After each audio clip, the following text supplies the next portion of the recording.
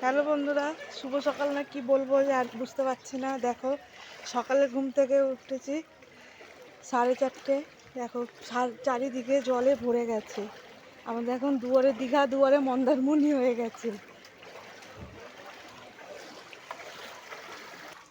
বন্ধুরা, আমাদের দোকান, আমাদের তো দশকর্মার দোকান ছিল, বাড্ডায় পুরো সব জলের নিচে। অনেক টাকার ক্ষতি হয়ে গেছে দোকানে।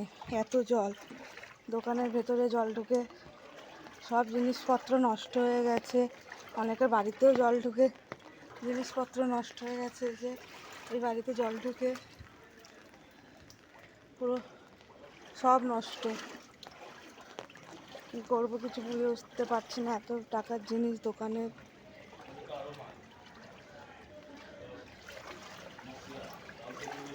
এক কোমর জল।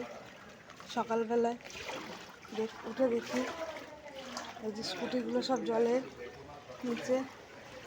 এই যে আমাদের সিঁড়ি, এই যে আমাদের দোকানের মালগুলো ভাসছে জলে সব। কী করবো, কোথায় রাখবো এত মাল?